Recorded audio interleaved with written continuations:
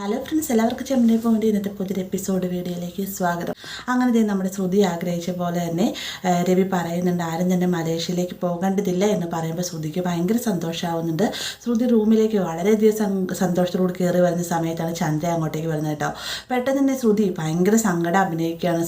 ശ്രുതിയെ വന്നിട്ട് ചന്ദ്ര സമാധാനിപ്പിക്കുന്നുണ്ട്. ആ ഒരു സമയം തന്നെ ശ്രുതിയും അങ്ങോട്ടേക്ക് വരുന്നുണ്ട്. ഇരുവരും കൂടി ശ്രുതിനെ ഭക്ഷണം കഴിക്കാൻ വിളിക്കുന്നുണ്ടെങ്കിലും തനിക്ക് ഭക്ഷണമൊന്നും വേണ്ട, തൻ്റെ അച്ഛൻ മരിച്ച സങ്കടത്തിലാണ് താനുള്ളത് എന്നും പറഞ്ഞുകൊണ്ട് ശ്രുതി ഭയങ്കര സങ്കടം അഭിനയിക്കുകയാണ്. അങ്ങനെ ചന്ദ്രയും ശ്രുതിയും കൂടി നിമ്മോൾ സങ്കടപ്പെടുകയൊന്നും വേണ്ട എന്ന് പറഞ്ഞതിന് ശേഷം അവിടെ നിന്ന് പോകുന്നുണ്ട്.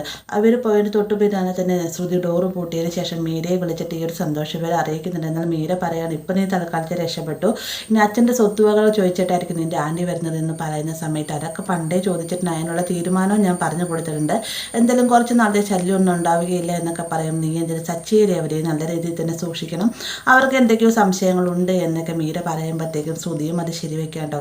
ഇതേ സമയം തന്നെ ഡൈനിങ് റൂമിൽ ഇരുന്നുകൊണ്ട് ശ്രുതി നല്ല രീതിയിൽ തന്നെ ഭക്ഷണം കഴിക്കുന്ന കാണുമ്പോൾ തന്നെ അച്ഛൻ മരിച്ചത് ഇവൻ്റെ അമ്മായച്ചൻ തന്നെയാണോ എന്ന് സച്ചി ചോദിക്കുന്നുണ്ട്. പെട്ടെന്ന് തന്നെ ശ്രുതി പറയുന്നത്, എനിക്ക് നല്ല വിഷമമുണ്ട്, പക്ഷേ ഭക്ഷണത്തിനോട് ഒരിക്കലും നമ്മൾ മുഖം തിരിക്കാൻ പാടില്ല, അതുകൊണ്ട് മാത്രമാണ് ഞാൻ ഭക്ഷണം കഴിക്കുന്നത് എന്ന് പറഞ്ഞുകൊണ്ട് ശ്രുതി ഒരു ചപ്പാത്തിയും കൂടെ മേടിച്ച് കഴിക്കുന്നുണ്ട് കേട്ടോ.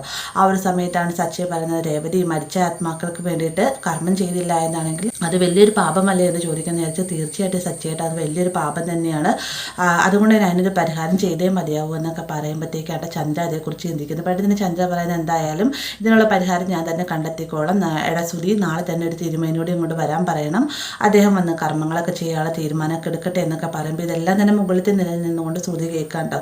ശ്രുതി ഇങ്ങനെ മനസ്സിൽ ചിന്തിക്കുന്നുണ്ട്, എന്തായാലും ഇതിൽ നിന്ന് എന്തായാലും ഒഴിഞ്ഞു മാറണം, കർമ്മമൊക്കെ ചെയ്യാൻ നിന്ന് കഴിഞ്ഞാൽ ഒരുപാട് ചിട്ടവട്ടങ്ങളൊക്കെ നോക്കണം, അതൊന്നും എന്നെക്കൊണ്ട് നോക്കാൻ പറ്റുകയില്ല എന്നൊക്കെ പറഞ്ഞ് റൂമിലേക്ക് ചെല്ലുന്നുണ്ട്. പിന്നീട് കാണിക്കുന്ന റൂമിൽ കിടന്നുറങ്ങുന്ന സമയത്ത് ശ്രുതിക്ക് വിശന്നിട്ടുമല്ല, കാരണം ഭക്ഷണം വേണ്ട, തൻ്റെ അച്ഛൻ മരിച്ചതാണ്, അതിൻ്റെ സങ്കടത്തിലാണ് താൻ ഉള്ളതെന്നൊക്കെ കള്ളം പറഞ്ഞ് ഭക്ഷണം കഴിക്കാതിരുന്നത് കൊണ്ട് തന്നെ പാതിരാത്രിയാകുമ്പോൾ ശ്രുതിക്ക് വിശക്കുകയും ശ്രുതി ആരും കാണാതെ അടുക്കളയിലേക്ക് ചെല്ലുന്ന സമയത്ത് ചപ്പാത്തി എടുത്ത് വെക്കുന്ന സമയം തന്നെ കയ്യിൽ നിന്ന് പാത്രം താഴെ വീഴുന്നുണ്ട്. ആ ഒരു ശബ്ദം കേട്ടുകൊണ്ട് രേവതി അങ്ങോട്ടേക്ക് വരികയും രേവതി ശ്രുതിനോട് കാര്യം തിരക്കുകയും ചെയ്യുമ്പോഴത്തേക്കും താൻ വെള്ളം കുടിക്കാൻ വന്നാണെന്നും വന്ന സമയത്ത് കൈ തട്ടി ചപ്പാത്തി താഴെ വീണതാണെന്നൊക്കെ പറയുന്നുണ്ടെങ്കിലും രേവതി ഇത് തന്നെ വിശ്വസിക്കാൻ തയ്യാറാവുന്നില്ല. ശ്രുതിയോട് വിശക്കുന്നുണ്ടോ എന്ന് ചോദിക്കുന്ന സമയത്ത് എൻ്റെ അച്ഛൻ മരിച്ച സങ്കടത്തിലാണ് ഞാനുള്ളത്, അതിൻ്റെ ഇടയ്ക്കാണ് രേവതി ഭക്ഷണം എനിക്കൊന്നും വേണ്ട എന്നും പറഞ്ഞുകൊണ്ട് ശ്രുതി ഒരു കണക്കിന് അവളെ തടി തപ്പോട്ടെ. രേവതി ഈ ഒരു വിവരം അതേപോലെ തന്നെ സച്ചിയോട് വന്ന് പറയുന്നുണ്ട്. സച്ചി പറയുന്നുണ്ട്, അവൾ എന്തൊക്കെയോ കളത്തിരങ്ങൾ വീണ്ടും മറയ്ക്കുന്നുണ്ട്, അവൾ തന്നെയാണ് ഈ ഒരു മലേഷ്യൻ ട്രിപ്പ് ക്യാൻസൽ ചെയ്ത്, എന്തായാലും അവളുടെ കള്ളക്കളി ഏത് വിധേനയും നമ്മൾ പൊളിച്ചെടുക്കുകയും മതിയാവും എന്നൊക്കെ പറയുകയാണ് കേട്ടോ.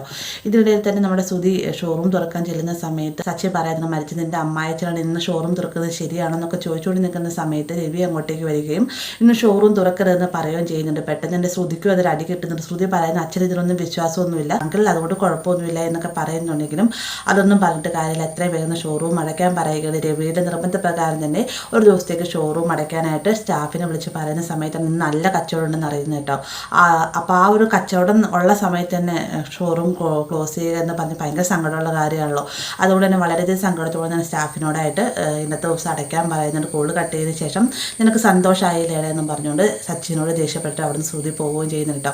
അങ്ങനെ അപ്പോൾ ഇതിനിടയിലാണ് നമ്മുടെ ശ്രുതിക്ക് വേണ്ടി ശ്രുതിയുടെ അച്ഛൻ മരിച്ച ആത്മാവിനോട് ശാന്തി കിട്ടുന്ന കർമ്മത്തിനെ കുറിച്ചൊക്കെ ഇവർ സംസാരിക്കുന്നത്. പിറ്റേ നേരം പുലരുമ്പോൾ തന്നെ ചന്ദ്ര ശ്രുതിനെ വിളിച്ചെഴുന്നേൽപ്പിച്ചതിന് ശേഷം കർമ്മങ്ങൾ ചെയ്യാനുള്ള കാര്യങ്ങളൊക്കെ ചെയ്യാൻ പറയുന്ന സമയത്ത് അച്ഛന് ഇതിനെക്കുറിച്ചൊന്നും വിശ്വാസം ഉണ്ടായിരുന്നില്ല ആൻറ്റി, അതുകൊണ്ട് തന്നെ ഇതൊന്നും ചെയ്യേണ്ട എന്ന് പറഞ്ഞ് ഒഴിഞ്ഞു മാറാൻ ശ്രമിക്കുന്നുണ്ടെങ്കിലും ചന്ദ്രയുടെ നിർബന്ധപ്രകാരം തന്നെ ശ്രുതി കുളിക്കാനായിട്ട് റൂമിലേക്ക് പോകാനായിട്ട് പെട്ടെന്ന് തന്നെ ചന്ദ്രയോടായിട്ട് ശ്രുതി പറയുന്നത്, അമ്മ വലിയ ചടങ്ങുകളൊന്നും വേണ്ട, ശ്രുതിനെ കൊണ്ട് അതൊന്നും ചെയ്യാൻ സാധിക്കില്ല എന്നൊക്കെ പറയുമ്പോൾ നീ മിണ്ടാതെ പോയിക്കോളണം, ശ്രുതിയോട് വേഗം കുളിച്ചിട്ട് വരാൻ പറഞ്ഞുകൊണ്ട് ചന്ദ്ര അവിടെ നിന്ന് പോവുകയാണ്.